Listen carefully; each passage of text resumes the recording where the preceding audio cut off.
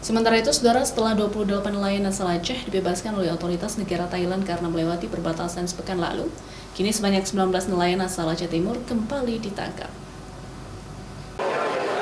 19 nelayan yang ditangkap otoritas negara Thailand karena melewati batas perairan Indonesia berasal dari Aceh Timur. Mereka ditangkap pada awal Februari lalu. Ke-19 nelayan tersebut menggunakan 2 kapal, yaitu 7 GT dan 25 GT. Wakil Sekjen Panglima Laut Aceh, Miftah Cut Adik mengatakan, mereka ditangkap karena melewati perairan serta dalam kondisi cuaca buruk.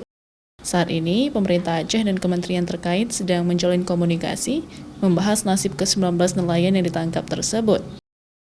Kita masih ditangkap 2 hari atau 3 hari yang lalu 19 nelayan lagi. Nelayan yang berasal dari Aceh Timur dengan menggunakan 2 kapal. Satu kapal yang bertonase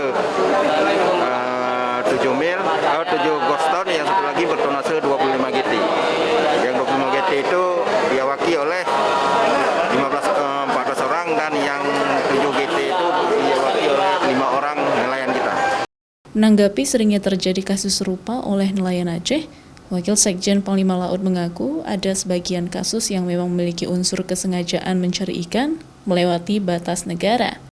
Namun ada juga yang mengalami masalah kapal sehingga dibawa arus ke perairan Thailand. Syahril, Kompas TV, Banda Aceh.